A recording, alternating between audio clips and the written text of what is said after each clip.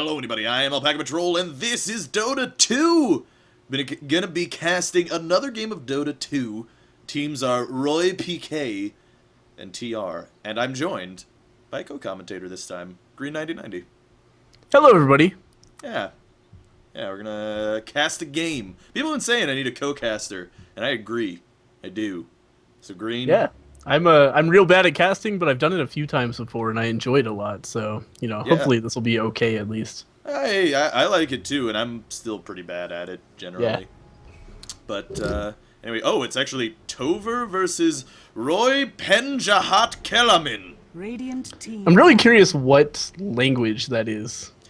I think it's Southeast Asian in some form. Like every time I go to cast a team game, it's always Southeast Asian. We are casting so just by that precedent. Yeah. Well, I mean, we're also casting at 4-8. All right. Well, Roy Penjahat Kelamin. Oh man, they really don't want to play against Void. First ban Void.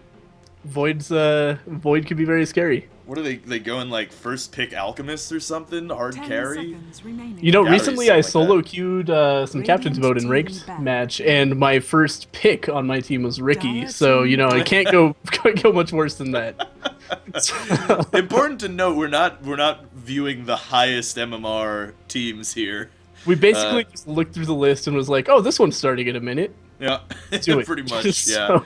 So they ban out the OD and Nyx, which, OD's a decent ban. The Nyx, he's not as strong as he was. Enigma first pick. Wow, they really, really want that strong jungle, that black hole. Yeah. And of course, Miranda first pick. Miranda the hot topic, because who played her in a pro game? Was it Sing Sing? Oh, Sing Sing plays a lot of, Miranda. I mean, a lot of teams are just playing Miranda in general, so it's a good hero. It's a really good hero. Yeah, Miranda's great, but not normally a first pick, I think, but in the current pub meta, it's really big because of her recent win in a pro game. I forget what game it was though. I don't know. She's got to be one of the most played heroes in. She's second Dota most played right now. She's second most played behind Pudge. Okay, yeah, well, there you go. And it makes sense, too, because it's like Pudge and Mirana are very similar heroes in that you can... they really are, yeah. You just gotta land that skill shot arrow. It's hit arrow, win game, basically. Sing Sing style. Pretty much. Yeah. So, wow. Roy Penjahat has a pocket strat. They go Enigma Rubik, because no one's stealing Black Hole from them. I guess they're basing their entire team around this Enigma. So we should imagine a lot of big teamfight ultis. Interestingly, though, they decide to not pick the Death Prophet. They ban out the Death Prophet, which would go great with a Black Hole, honestly. But, that's true, but Black Hole's kind of one of those skills where anything goes great with it. Yeah, true. We'll see. I mean, there are two ways to stop a Black Hole right now already with Mirana and Invoker. And Mirana is like an easy arrow to stop a black hole. So they'll have to get a BKB on that Enigma pretty much as soon as possible. Yeah, he might have to rush the BKB, to be honest with you. He might even need to skip the mech because because otherwise he'll need to get at a minimum Mirana and Invoker in the black hole. Might even be more than that depending on what they choose in the future. Yeah, definitely. Like if they get any more lockdown, that Enigma is not getting off any black holes. Which would relegate, the Rubik to getting the mech, and he's not a very good mech carrier. But we'll see. I mean, there's still more heroes to pick. Crystal Maiden, flavor of the year. Flavor of 6.79, man. I've been saying this since I was very new at Dota. CM is fucking overpowered as fuck. She's a very really strong hero. Yeah. That aura. She got picked up more in 6.79 now because of the change to how Frostbite works. So she can jungle super, super hard, which is great. That's good. I'm glad to see Crystal Maiden getting picked up because it's a fun hero. It's a cool hero, and it's a fun hero to watch too. Freezing field. If you get good freezing field kills, actually, I got a staff that does for Crystal Maiden that tracks freezing field kills, which is pretty cool. Still haven't played her, though. Freezing Field, that's her Q, right? No, that's her ulti. Oh, wow. I had never known the level or the name of her ulti. Yeah, Earthshaker, Jesus. So they just are allergic to hard carries so far. Basically, right now, this is the problem with going first pick Enigma, and maybe Roy Penjahat will learn from this game. But every single hero on Tover can stop the Enigma from casting black holes. So, like, pretty much Enigma has to hit at least 4-man black holes minus whatever their last hero is, which will likely be their hard carry. So, we'll see. Also, Crystal Maiden, Earthshaker, great ganking pair.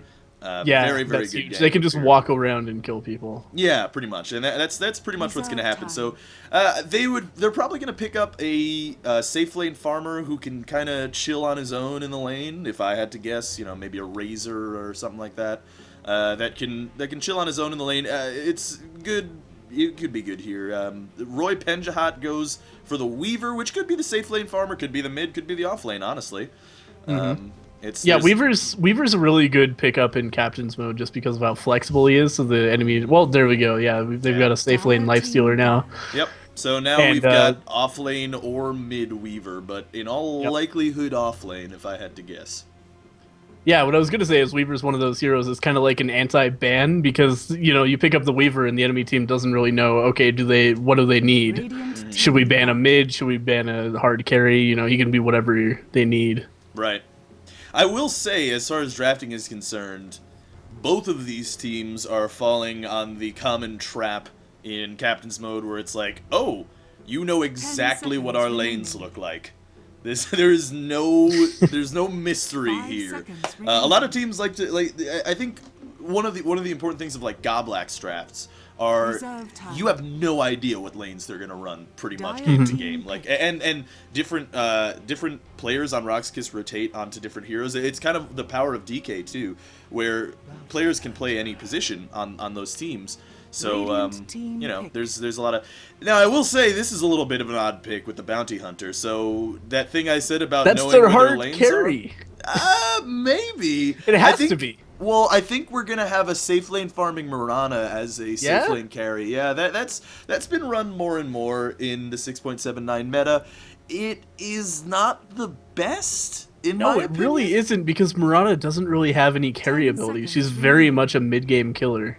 And they're gonna pick up a tiny. Okay, so it's off lane Weaver, mid tiny, and safe lane Lifestealer Rubik with a jungle Enigma. Mm-hmm. That's some pretty strong lanes, I have to say. Yeah. Tiny's going to have a tough time against the Invoker, though. I mean, generally speaking, you have a hard time against any ranged hero as a melee hero, but Tiny might have a tough time, at least in the early levels. Once he gets higher level, he can burst down the Invoker pretty hard. But we'll see. We'll see what their lanes end up being, honestly, too. I could be totally wrong.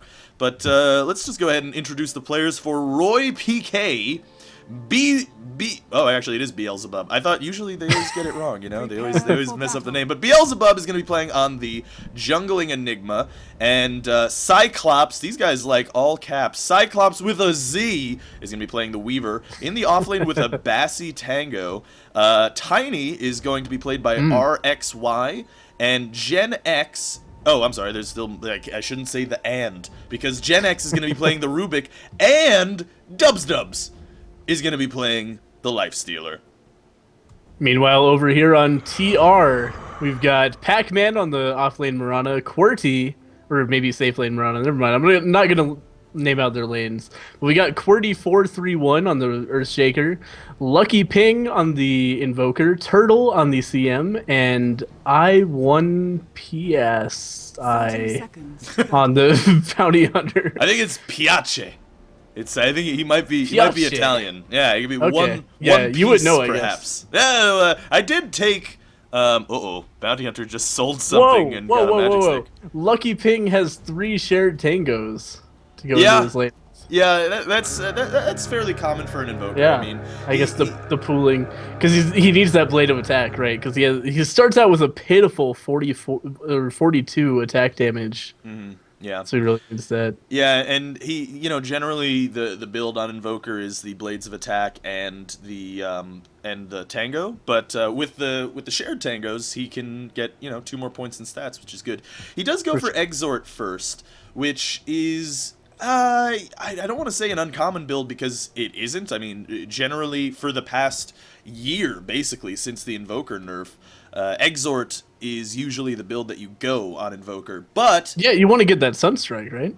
Well, yeah, it's the Sunstrike, but more than that, it's the damage, so that you can actually last hit in the lane. However, I will say, as far as competitive play is concerned, more recently, teams that have been running the Invoker have gone back to the old Quas Wex Invoker, which has way more utility than the Exort Invoker does. So we'll see. I mean, Hani plays the Quas Wex, and he's basically the main guy who plays Invoker anymore.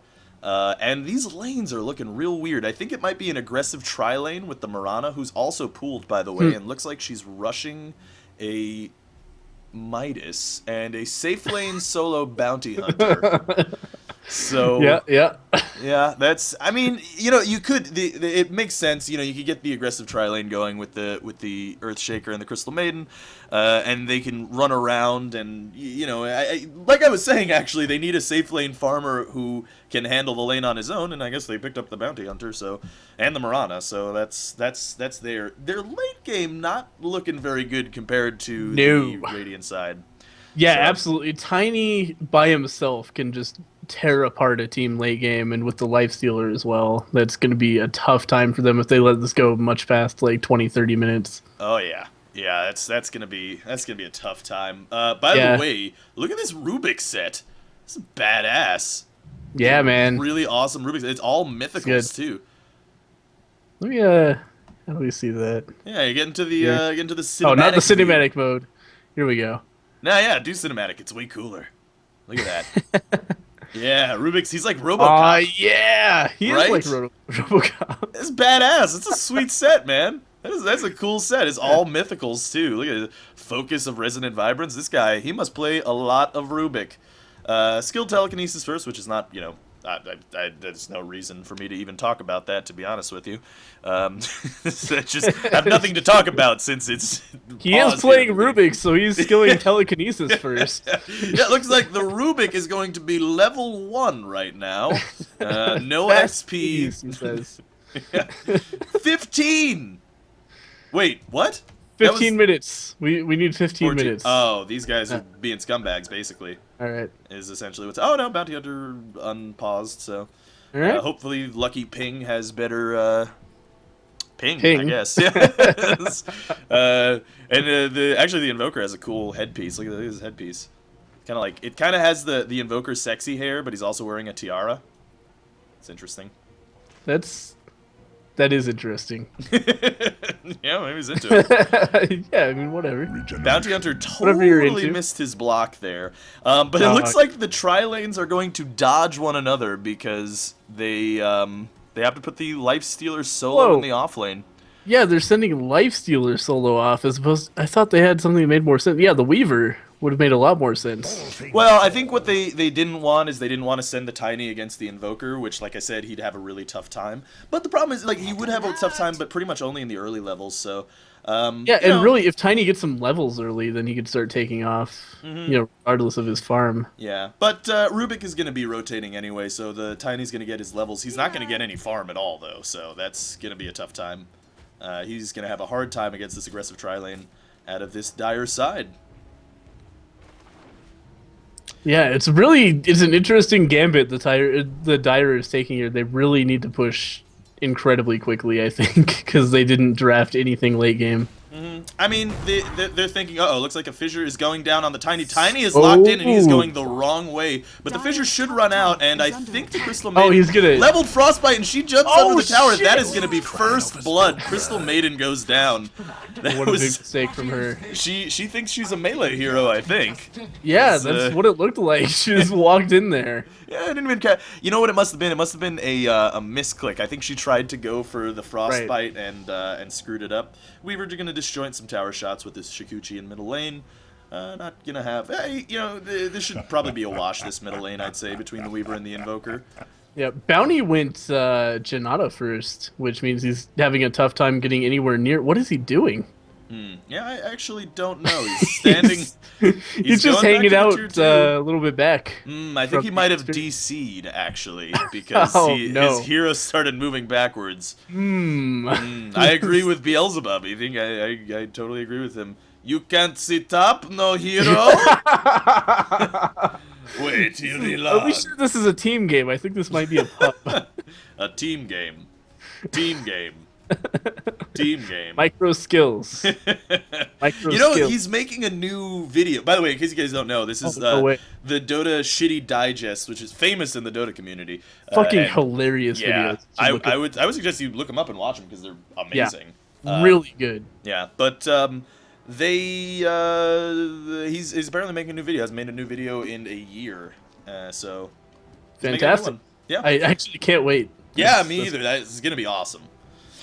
And so far looking at the last hits, denies Lifestealer straight up free farm. He's 11-2.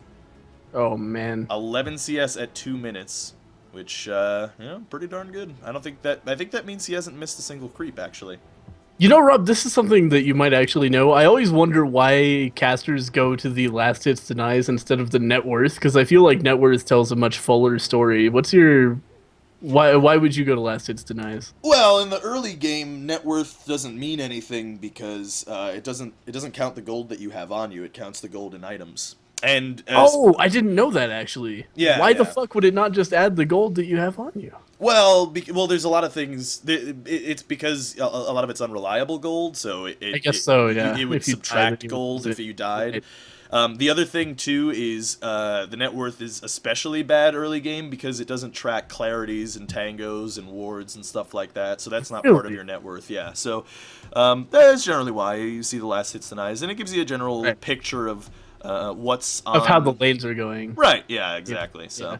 But that's the thing though. Like if a lane gets a bunch of kills, then that's not reflected in last hits denies. No, that's true. But, usually you switch over. There's a period in the early game where it's like you're at like 10, 15 minutes where there's not really a valuable tab to go to. Right. Sometimes I go to like hero level, which is usually pretty good. Actually, looking at hero level right now, you see the Radiant team has 3 level 3 heroes, so they're doing pretty well in their lanes. Meanwhile, Bounty Hunter, meanwhile, disconnected at level 1. Yep, yeah, he has 3 level 1 heroes for the dire side, so... That's a bad situation to have a level 1 hero at 2 minutes in the off lane, like soloing.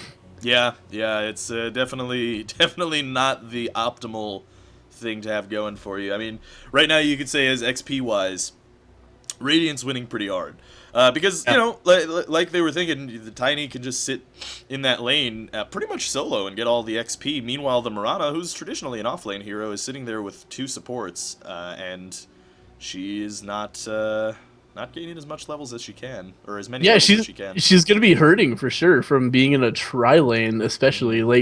She's a hero that relies heavily on levels more than items, I think. Yeah. We'll see though. I mean, I'm sure that the Earthshaker and the Crystal Maiden are gonna go stalk the jungle for the Enigma, make his life for sure a hard time. So we'll see what happens. Yeah, it's really bizarre to me that they took that bounty hunter after taking the Mirana.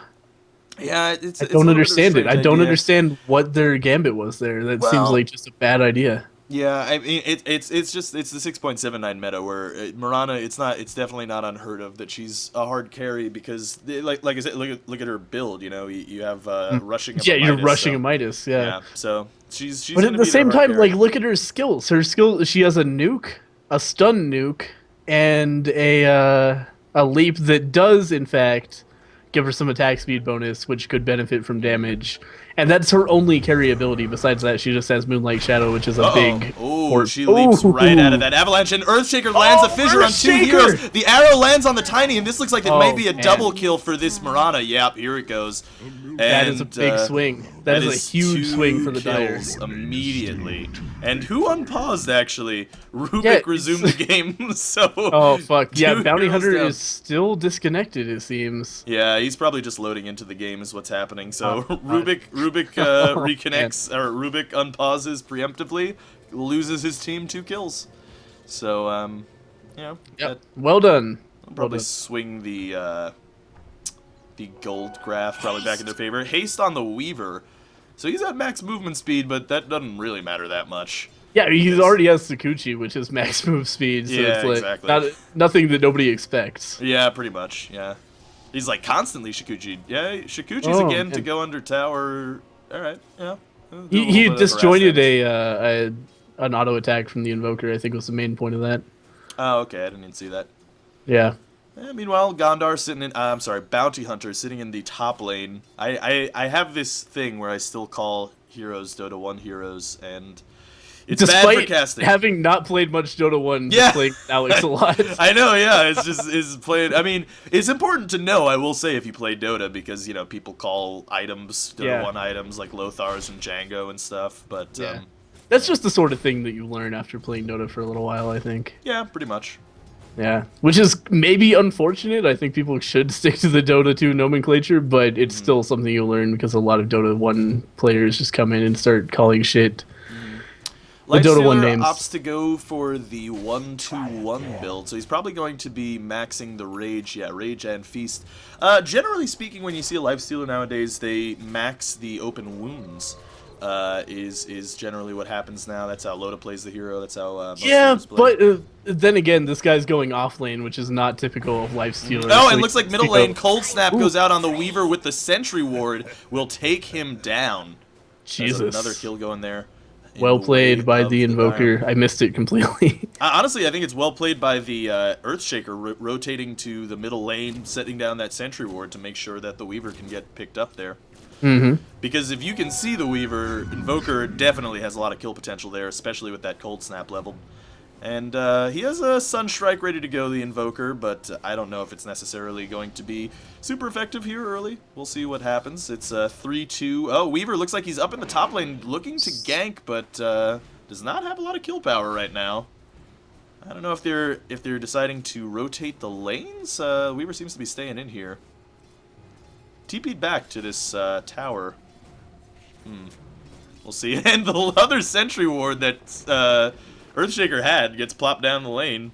Weaver's going to get spotted here too. And that is just some free levels here for this dire side. The Weaver just kind of pushed the lane. And in the meantime, Invoker's just sitting... Okay, a little bit of a preemptive fortify here in the middle lane. The Invoker wasn't even hitting the tower. So that's a weird fortify. Yeah, this is interesting. I mean, fortify early game. Cold Snap goes out on Weaver just again. Diving under that sentry that he knows for a fact is there. Oh, and the Sunstrike is not enough. Just barely off. That Weaver would be dead. Yeah, maybe. Let's see. How many points of? Yeah. That'd be a kill. It's 4 points in Exort. Well, last hits denies 38 last hits and 7 denies on the Lifestealer. Yeah. Just utterly wrecking because the Bounty Hunter was AFK so much of the early game. He can't really do anything here.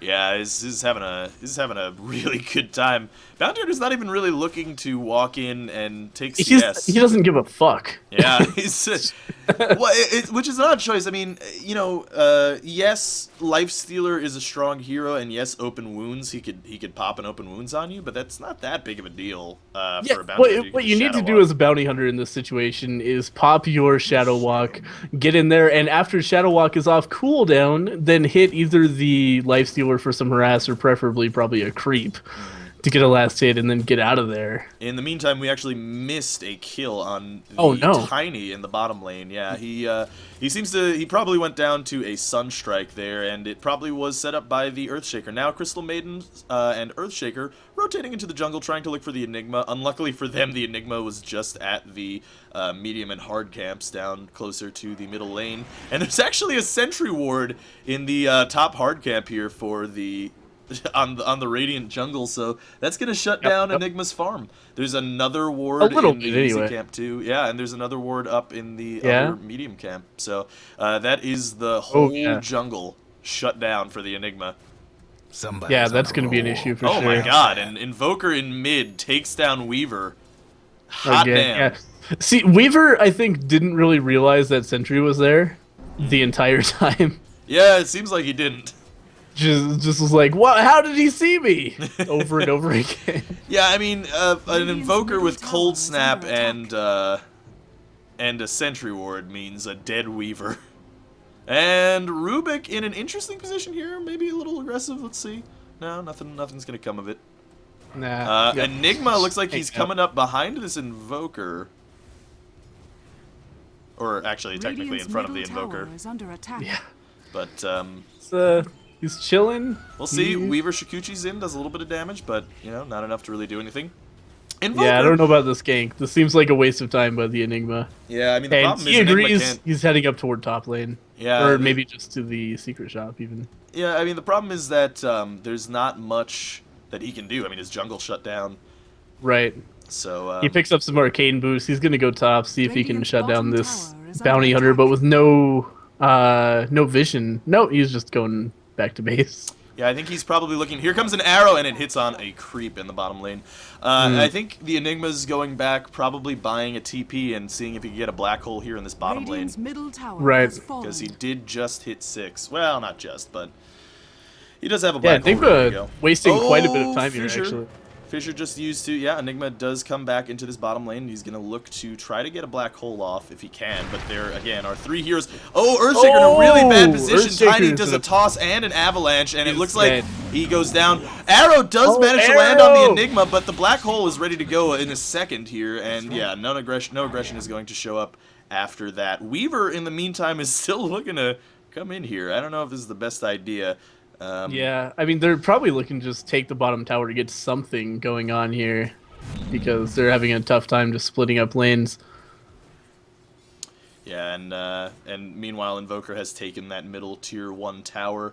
You know, one thing you can say about Invoker that is perhaps under-realized about him, especially if you go this Exort build, is the Forge Spirits are pretty strong. Yeah, they're really good pushers. Really fantastic at taking towers. Yeah, Invoker is just going to back off the tower. Doesn't really want to, you know, solo take this tier 2 tower. He does have his Midas up. He does have his phase boots. And he does have 1,900 gold, so... Yeah, what must he be going here for? Or going for it? You probably say maybe a Force Staff, maybe a Yule's. Yeah. We'll see. I guess it's just keeping his options open, because he does have enough money to buy some pieces of any of those. It looks like an arrow hits. Oh, and the Sunstrike doesn't even matter. Fissure into arrow takes down the Rubik in the bottom lane. Yep. And, yeah, that Rubik is just a dead Rubik. And see, this is sort of what Mirana gives you as a hard carry. I was actually going to mention this before, but generally in the 6.79 meta, you're seeing games last 20 minutes, 30 minutes. And generally, mid-game hard carries are being more and more effective. Oh, in the middle lane, Black Hole goes up on the Invoker, and Weaver and Enigma are struggling to do enough damage to him, and he's just going to QQ walk out of there. Yeah, I don't think they're going to be able to see him. Fisher actually goes off on the Enigma and blocks him in with 2 Forge Spirits. And there goes the Enigma. Shikuchi Weaver is going after... Oh, he's going to get this Invoker. The Invoker's going to go down, but the Weaver may pay for it with his life because the Rubik... Oh, no, the Rubik's coming in behind the Earthshaker. It might be a double kill. The Eidolons are doing enough DPS, and we'll see the Enchant Totem does manage to block the... or stun the... Weaver, but it is not enough. Oh, and a Frostbite up on the Crystal Maiden, and the Cold Snap is going to be enough to kill the Weaver. So a 2-for-3 trade there. Going in favor of the Dire team. That's pretty good. I don't know if the Invoker that was a surprising engagement there. Just people kept on walking in. Yeah. The Invoker did actually buy back during that fight, so he did manage to get a kill. So you know you could say it was worth it, but did you lose some gold for that? Well, actually, no, not really. He's probably still not much. 22-30. Yeah, this early in the game, buyback is still pretty powerful if you get a kill out of it, just because the buyback period is not too bad. And meanwhile, Lifestealer looks like he's actually going to be able to take this top tier 1 tower against this bounty hunter pretty easily very soon. I think in this wave he should be able to get it. And he also has a Hand of Midas, and he's on his way towards his Armlet of Mordigan, Mordigan, you know, a lot of people call it different things. Oh, it looks like a Fissure actually does land on the Lifestealer, but let's see, there's a Shuriken, but it is blocked by that Lifestealer Rage, and he should be just fine. Tower actually not... Oh, is it just in deny range? No, I don't think it is. I thought it was 160. No. It's, yeah. I think it's 150 that it has to be. Yeah, I think it might be 150. Weaver and Rubik are coming in behind this Invoker. Here comes a Lifestealer... Open wounds on the Earthshaker, but a Force Staff is already out. Lifestealer goes inside of the Forge Spirit, and Weaver is going to have to... Oh, time lapse, and there's a Fissure, lands on 2 from the Rubik, and that will take out the Invoker. That Forge Spirit saved the shit out of Lifestealer. Oh, He was yeah, about to die, got in there, came back out at half health, and started killing again. Yeah, if you're gonna go that is a disconnect Lifestealer... from the Invoker. I'm not sure if that's a rage quit or not. Yeah, I certainly hope not. Because that might mean that we'd have to find another game. Yeah. Lifestealer is doing exceptionally well. He's at 87 last hit, 17 denies. As a late game carry 13 minutes into the game, that's really, really, really good news for the Radiant. That is very true. And the armlet is now picked up on him, so I thought he wasn't very far into it. I was very wrong. He was very far into it. He has the armlet ready to go at 13 minutes with a Hand of Midas and treads. So yeah, he's farmed doing as hell. Really fantastically. Yeah, I mean, generally what you say is like the best thing that you can do in Dota last hit wise is to have 10 CS a minute. Tiny actually goes down in the bottom lane. And he is at 93 at 13 minutes, so he's pretty close to 10 CS a minute right now. Yeah, pretty much a perfect lane for him. That Bounty Hunter could do basically nothing to stop him. Ooh, arrow does not land on the Enigma. Let's see if they... No, they are not going to dive the tower. Invoker is still... He's still DC'd. Yeah, that could be an issue, for sure. That's certainly an issue. I mean... Yeah. He was doing really well as well. He's got his Force Staff, he's got his Midas, he's got his phase boots. So, you know, I don't know if this Dire team expects him to not come back because he rage quits. I don't think he should. He's only got 2 deaths. Arrow does land on the Rubik, but I don't think there's going to be any follow-up, and it looks like the Weaver is going to probably be able to push down this tower with the... Yeah, this tower is going to go down. Unless they try to dive the tower. Let's see if they're going to dive tier 2s. No, they're just going to do some damage to the Mirana. They're still probably going to be able to take this tower just easily. Oh, Arrow does land on the Enigma, but there's not going to be any follow-up. Or is there? Crystal Maiden dives a little bit too far. Tiny tosses, and the Black Hole gets canceled instantaneously. Oh, and then the Enigma on the background is, or I'm sorry, the Invoker in the background, who has he's back. Yeah. Oh, is he going to kill Weaver? Yeah, Weaver does go down. Weaver dives too hard on that Invoker. I don't know what he was thinking. Yeah. But the Rubik does steal the Forge Spirits from Invoker, so he's pushing the lane with the Forge Spirits. Not really microing them, so it's going to give up some free gold, I think. Yeah, Invoker's going to get some free gold from his own Forge Spirits. That's 60 gold. That's a lot of gold.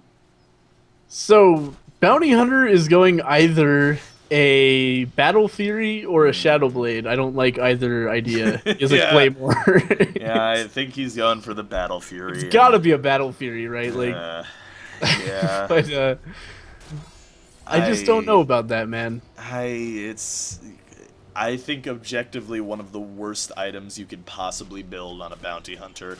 And yet it's the pub meta. It's the pub meta all the time. Yeah, I can see the temptation just because he needs the mana regen, but at the same time, like, come on, man. Yeah, like, get a bottle if you need the mana regen. Like, that's 650. If you need mana regen, don't buy a 3,000 gold item. Buy a 650 gold item. You know, like, the thing is, and okay, I should clarify basically why I believe this and why it's generally believed to be true, at least in the community of people who you know attempt to or feign to know Dota. Oh, Arrow actually does land on the Tiny, but there's not going to be any follow-up. But poor Tiny is just sitting there. Oh, Moonlight Shadow is cast, so it looks like they're going to try to be aggressive here on this bottom tier 1 tower. I think they know though. They're just gonna hang out next to the tower. They should be all right. Yeah, oh, Rubik, what are you doing, man?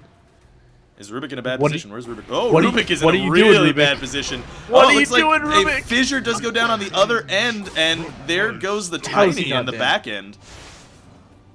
It's because they were focusing on the Tiny that also got killed. Crystal Maiden's in, and a Frostbite goes up. Arrow manages to miss, but Weaver's in there. Enigma's at low health. Let's see if the Crystal Maiden can take the solo kill. Meanwhile, Arrow does land on the Rubik, and Fissure goes down on the Weaver. Weaver's going to go down to this Cold Snap again. Oh, but he does manage to take the Invoker out before he does so. No, the Weaver actually manages to live through that fight. Meanwhile, Crystal Maiden pops a Freezing Field, but it doesn't really matter because the Enigma rushed a Blink Dagger. Now he's going into that BKB, but he probably needed the Blink Dagger earlier to be. I mean, the BKB earlier. Looks like the bugs are probably going to kill this this poor Mirana. Yeah, actually, Weaver bugs do get the kill. So We'll see. But Bounty Hunter and Earthshaker coming in. The Fissure is great because it locks the Lifestealer in, but it means there's no DPS going on the Lifestealer, so it basically kind of just saved his life. So, Rob, at 18 minutes, this Lifestealer has Treads, Midas, Skull Basher, and Armlet. Oh, dear God, he's got a Basher. That is a disgusting Lifestealer. Yeah, that is a ridiculous amount of farm. This is really, really bad news for the Dire. I think. Yeah. I hesitate to call it over, but Jesus Christ. Well, I will say, let's see, the gold advantage, is still in favor of the Radiant team by almost 5,000. That's not you can climb out of that, but the most farmed hero on the Dire right now is Invoker, and he has a Force Staff and a Midas and Phase Boots. Oh, it looks like TVs are going to get called in here to the middle lane. Oh, here comes an arrow! Oh, it Arrow might land. is going to miss everybody. It's just going to miss. That's all right. Miss Arrow, don't win game. Oh, Cold Snap does go up on the Rubik, but he's got a Force Staff already. And that is a farmed Rubik, by the way, if he's got a Force Staff at 18 minutes. Oh my god, yes. That is quite a Rubik. Farm team in general. I mean, it's surprising considering they only have 2 towers. Black Hole does manage to go on just the Earthshaker. That's the second time in a row Earthshaker has been solo Black Hole. Oh, and the arrow was stolen by Rubik, but it doesn't actually manage to land. Oh, but a Cold Snap on the Lifestealer, and with the Bounty Hunter coming in behind, and the Lifestealer is going to go down. But the Bounty Hunter is going to pay for it with his life. Weaver might go down, and he does disjoint 2 attacks and saves his own life. Is there going to be a Sunstrike? I don't know. Probably not. He doesn't look like he's invoking Sunstrike. He can't invoke anything right now. Let's see if he decides to go for it. Yeah, I think the Weaver's taking the long path to try to avoid, but he did just walk past the Dire Sentry Ward. Let's see if the Invoker decides to go for it. Oh, this would be the greatest Sunstrike of all time, but no, he just brings up more Forward Spirits. He's going to try to push mid. Yep. It's a reasonable choice. It would be a very difficult Sunstrike to hit, to be honest. But yeah, Weaver is one of those heroes. With the Sakuchi, it's really hard to tell where he might be. Yeah, especially since I assume he's maxed Sakuchi. Yep, he has. So he's Invoker's carrying around 3,000 gold. This guy really likes to hang on to his gold. Yeah, I mean, generally the thinking is, oh, Cold Snap up on the Rubik, but already got a Force Staff, so, no big deal. Yep. Generally the thinking is you want to spend your unreliable gold and save your reliable gold, since you don't lose that right when you die. However, you could probably spend the 1,800 unreliable gold he has on something. Oh, we got Weaver going in on the Invoker. Arrow does get dodged by the Invoker's Force Staff. So... yeah, aggression's not going to really do anything here. They did just see the Bounty. If they were paying attention to the map, they did see the Bounty Hunter go invis into the jungle. So this Lifestealer, if he has map awareness, should know, yeah, it looks like he does. He's going to, well, maybe. I don't know. Bounty hobbling his way toward this Battle Fury. He now has a Ring of Health as well. Oh, God. It looks like Weaver is going to go on this Invoker in this bottom lane. Here comes the bugs, which are going to do a bunch. Actually, does he dodge the bugs? He did actually dodge the bugs. Ooh. And Moonlight Shadow Arrow comes in, not going to hit. Oh, but they do see the Invoker, and he looks like he's probably going to go down. Let's see if the Black Hole's now. The Black Hole's down for 53 seconds. Wait, how did they see him and not see him? Oh, Arrow comes back in, and it does hit the Enigma, but the Bounty Hunter's going to go down anyway. Long-range Enigma, long-range Arrow into long-range Fissure into Freezing Field that does nothing, but the Echo Slam does take down the Lifestealer. Yep. Hot damn, and an arrow comes in, and it is, I don't know where that arrow was going. That's interesting. That was a mysterious arrow. Right into the forest. Very straight. Well, I mean, that tree got it good, man. He kicked the shit out of that tree.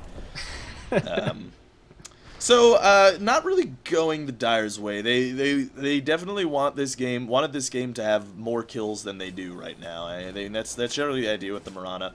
I mean, Mirana does have a Deso ready to go, but again, she doesn't carry that hard compared to a Lifestealer. So, yeah, Lifestealer and Invoker are actually neck and neck in net worth. There's like 10,186 to 10,140. Yeah, that's what a Midas will do for you. But looks like, well, they both have Midases. Right. Yeah, that's what I mean. That's why. That's why they have similar levels of farm. Okay, so now that there's a little bit of a downtime, I could talk about this battle fury. The fury of the battle.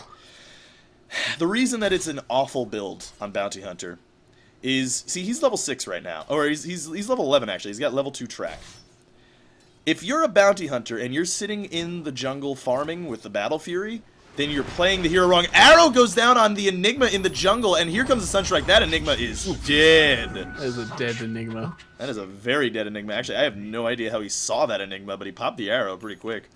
Anyway, so if you're sitting in the jungle farming with Bounty Hunter, which he is, you're doing the hero wrong. Because Track is such a powerful ability. It allows you to get gold in even fight. It allows you to win fights that are even fights, even win some fights that are lost fights because of the extra gold you get from the track kills. But if Bounty Hunter's just going to be sitting farming, then he's not getting track kills. In fact, it doesn't really matter. I've seen Bounty Hunters go Yules and bottle and like nothing, and still they did their job, which is get extra gold for the team. And honestly, right now the Dire needs that. It looks like they're going to go for a Roche fight here. And this is ambitious. Let's see if they'll manage to take it. Looks like there's no wards for the Roche for the Radiant team, so they're not expecting it. This is going to be pretty much a free Roche, I'd say. Yeah, they're going to put very the Aegis free. on. Probably the Invoker. He does opt to go for the Aghanim Scepter. Not super uncommon in pubs on Invokers, but It's a strong item, man. You get both a lot of stats and also the ability to just invoke like crazy, basically. Yep, that's very true. Yeah, I like to see Yules on him first, though. Yeah, that's generally the idea that you go for is the Yules because of that combo that you do, the Cyclone or the Tornado EMP Meatball into Deafening Blast, the most damage an Invoker can do in one combo. And plus that is the only extra possible mana with and the regen Yules. can't hurt. So yep. It's fine. Ooh, arrow does go down and it hits the Enigma again. Poor Cold Snap Enigma. land on Enigma and Enigma goes down. And the Enigma is a Earthshaker arrow steals the magnet kill. this game. Yeah, Earthshaker steals the kill from downtown with his fissure. Does manage to get it. Oh man. Oh, and an arrow does come back from the Rubik, and it's not going to hit anybody, but Nope. good idea. Oh, here comes another. It is Arrow Wars, man. Oh, and it hits the Weaver. Sunstrike on the Weaver. Oh, and here comes the Echo Slam. Fissure. So much damage, but the Avalanche is going to take out the Earthshaker. Lifesteal has to infest, but he's going to go down. No, he's not because of the armlet toggling. Rubik does go down. Is the armlet toggling going to be enough? It still is. Diving into the tier 3s, and the Lifestealer finally dies. But this Mirana's in an awful place. She does have leap in 2 seconds. And she does have an Aegis, so yeah, she's gonna be okay. But What a dive. yeah, Jesus. that's quite a dive. Oh, Enigma almost caught another arrow with his teeth. Yeah, it looks like they're gonna go ahead and push this middle tier 2 tower, and they might be able to push this this tier 3, or at least do some damage to it, which will be pretty effective. Dire's actually starting to bring this back a little bit. The Lifestealer is continuing to lose despite having been so far ahead. He's now behind both the Mirana and the Invoker in farm. And Enigma does go down. He does actually manage to take out the Enigma there with the Tornado into Deafening Blast Meatball. So Enigma feeds another kill. Feeder Enigma. GG. Bad support. Yeah. I'm just kidding, obviously. But disband. Invoker walking behind this tier 1 tower. I don't know if Mirana's okay. She just decided to hit these ancients a couple. Look at her. She's farming on 84 health. well, she does have an Aegis, so. What is she doing? Well, she has an Aegis, and she could kite the. Oh, and she also has a haste rune, so. I guess. Yeah, that's pretty gold. Like one person walking up those stairs, and that Aegis is gone. That's true, but I mean, if you're the Radiant team, it's sort of that like the game theory thing, right? It's like you expect the other team to be as smart as you. So if the other team's smart, they're not going to walk up high ground through stairs. That's true. Yeah, and they also had a ward there. Yeah. Just some ballsy ass farming. Yeah, Mirana's going to go back into the base, and the Aegis is reclaimed in 2 minutes and 57 seconds. I don't know if they necessarily like need to use the Aegis. We'll see if they're going to opt to try to, death push mid or something with the Mirana. We'll see. Weaver on his way towards his Lincolns. He should have it very soon, actually. I don't remember how much the recipe for the Lincolns is. It's like 1,300, I think. Yeah, 1,300, something like that. Yeah. 1325, so he should have it maybe after this next wave if he gets all this CS. So yeah, we'll see. It's pretty late Lincoln's actually, but he did not have the best time in mid. He's got 5 deaths on him already.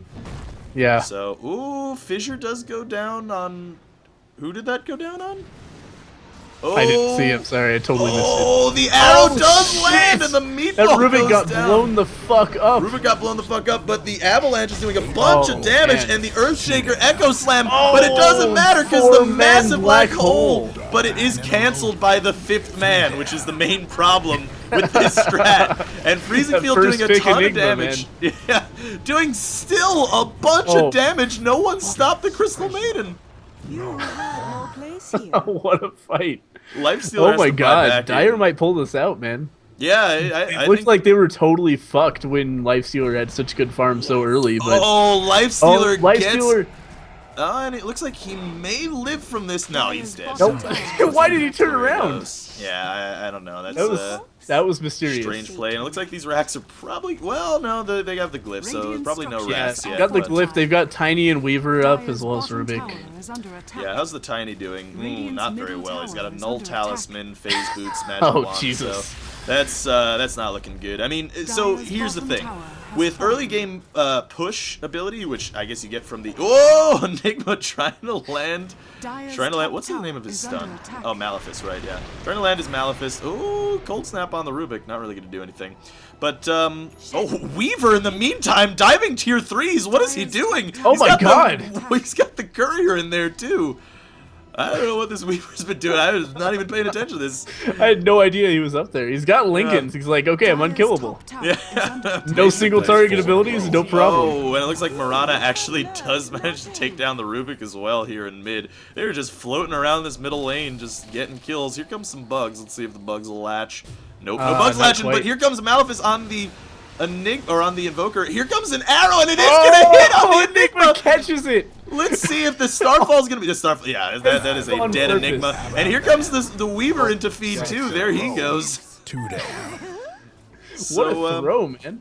Well, here's the thing. This team kicks in around this point in the game, right? This is a mid-game team. Sure. So if you play this 30 minutes.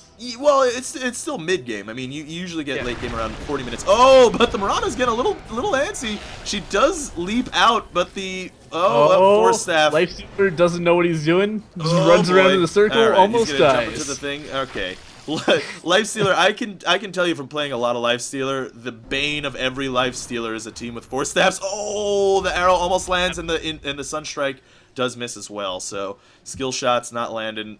Bounty Hunter being fucking useless with his Battle Fury. Looks like he's going for, I don't know, probably a BKB because they already have a Deso up. So hopefully he knows that he shouldn't get a Deso. Or at least doesn't need to. So yeah, it's just being useless here with the Battle Fury. I really hate Battle Fury. Yeah. I mean, at the same time, he kind of has to be the late game of this team.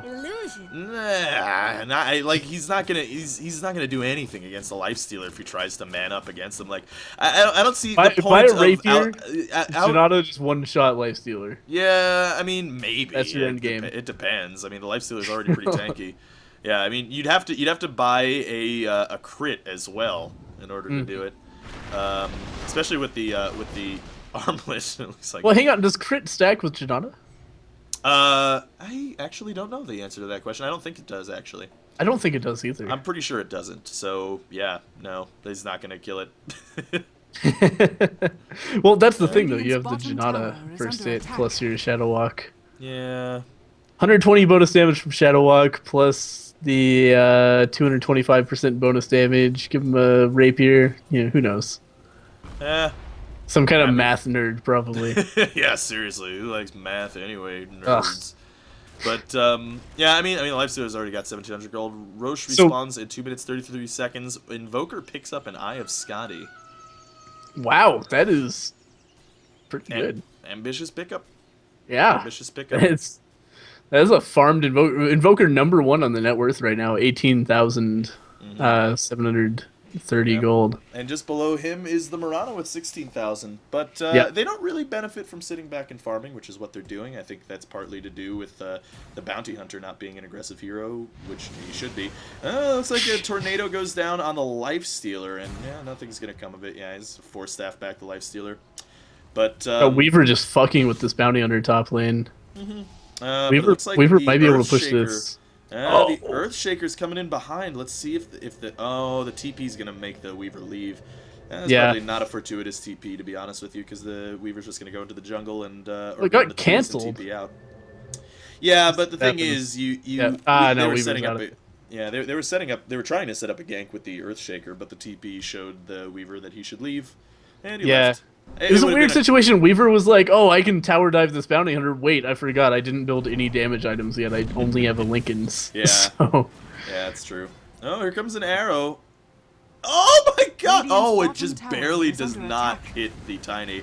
And this tower is going to melt to that Desolator. Yeah, yep. That tower is gone for sure. Radiant's starting to look really bad in this. Yeah, despite looking so good early. Well, see, here's the thing. This is happening time and time again in 6.79. Oh my god, Tiny catches the arrow right in his teeth. Sunstrike is going to hit the Tiny, so he's down to half health just before this fight. That is going to be pretty good. And, this bottom 2-3 tower is going to go down. Oh, no, they have a glyph whenever they need it, man. They just always have glyphs. So, but here's the thing. This is something that is common in 6.79. Time and time again, the team that drafts late game... Oh, Tiny catches another arrow right in his teeth. I wonder if there's going to be another Sunstrike. Oh, my God. Oh, his big, rocky teeth. Yeah, but, anyway, the team that drafts a good late game doesn't really matter because the early game is what wins in 6.79. Here comes another arrow. Tiny, blink into it. No, Rubik's going to take it. Oh, there's another Sunstrike, and it goes down. Yep. Oh, Enigma's coming in. He's looking for the black hole. He hits it, but it gets killed. Black hole. Oh, that's unfortunate. Yeah, here comes the Tiny with the avalanche toss, but the Echo Slam's there. Echo Slam destroys him. Yeah.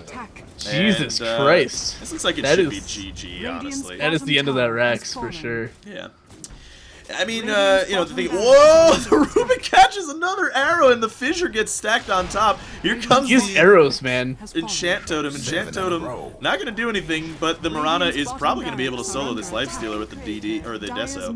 Oh, he goes into the range creep. Yeah, if the Mirana knows he's there, I guess she's just going to take the range tracks or the whatever instead.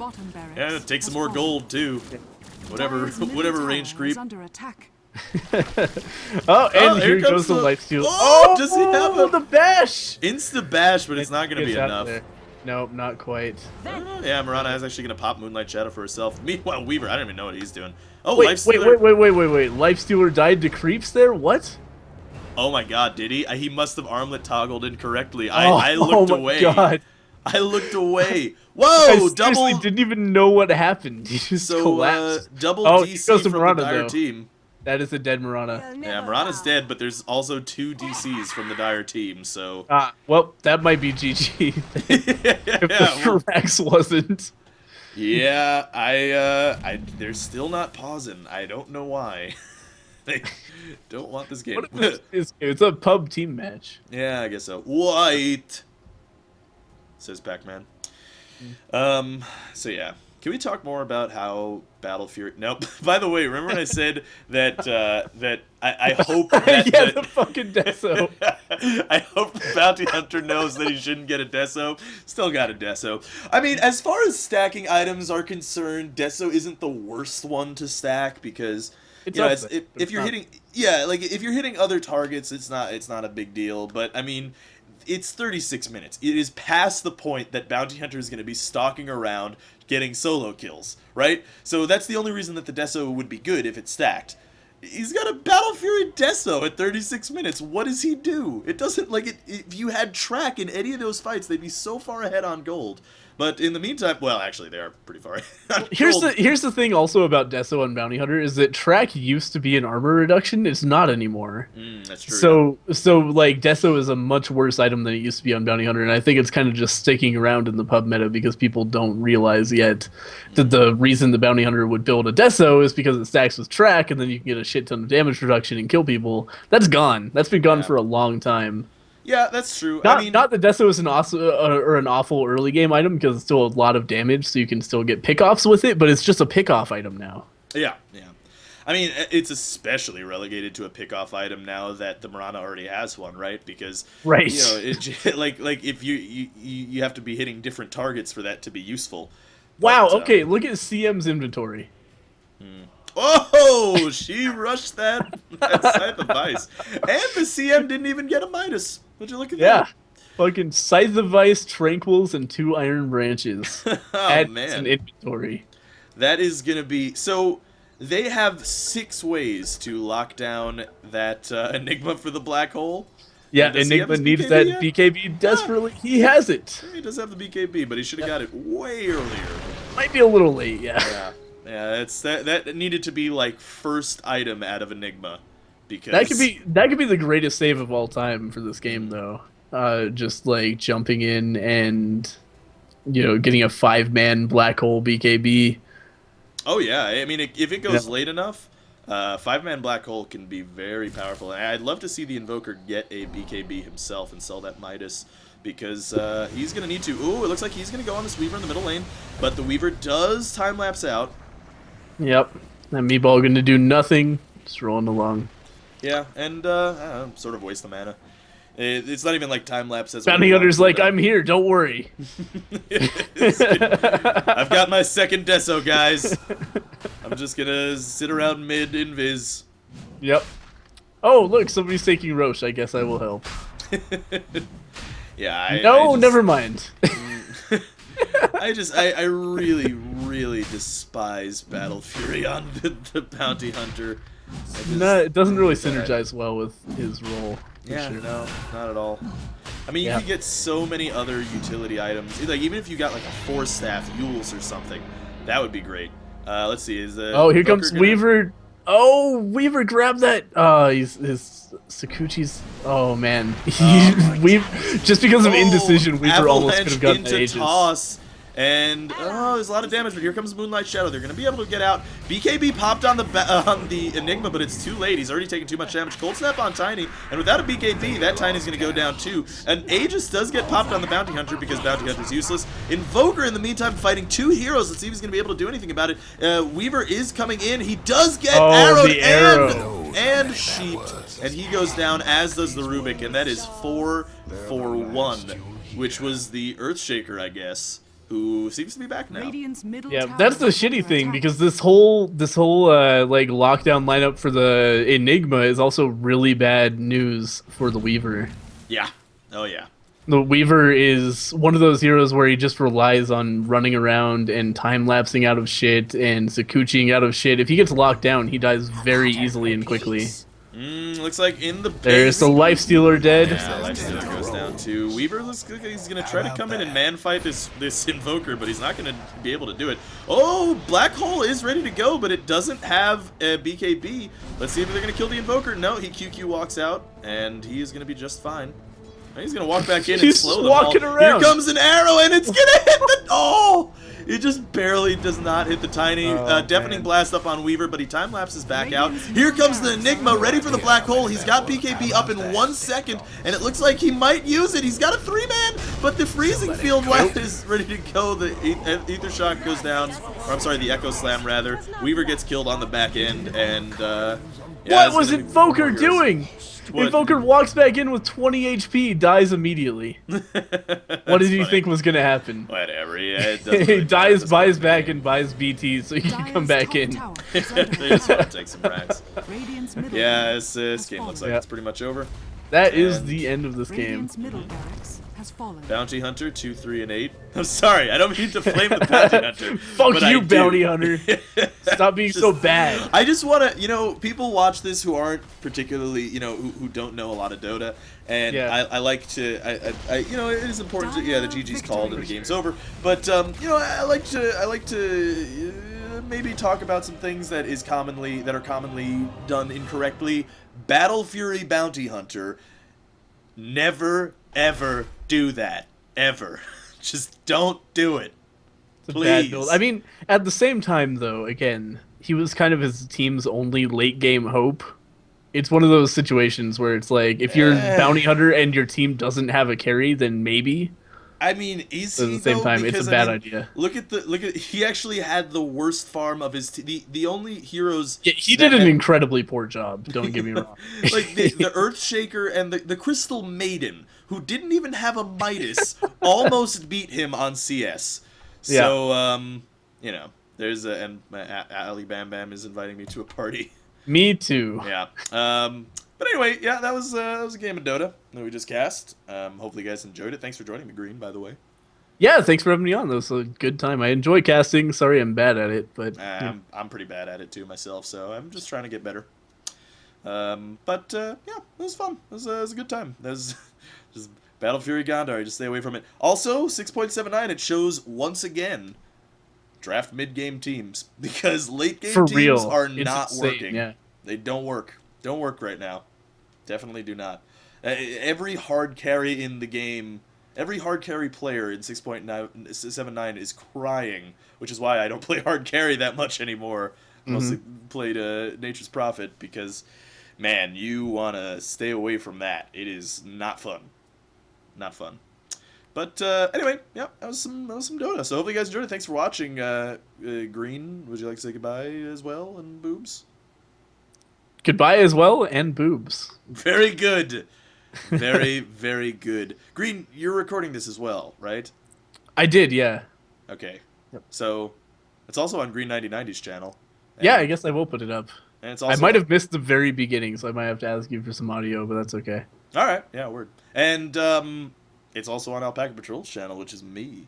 Yep. So I guess- YouTube.com/Alpacapatrol. I'm sure we'll link to each other in the descriptions and stuff, so Yeah, for sure. check for sure. that out. Yeah. So yeah. Hey, say your goodbyes so I can say my outro. Bye, everybody. Thanks for watching. Hopefully you enjoyed it. This is Alpaca Patrol signing out. Peace, fools.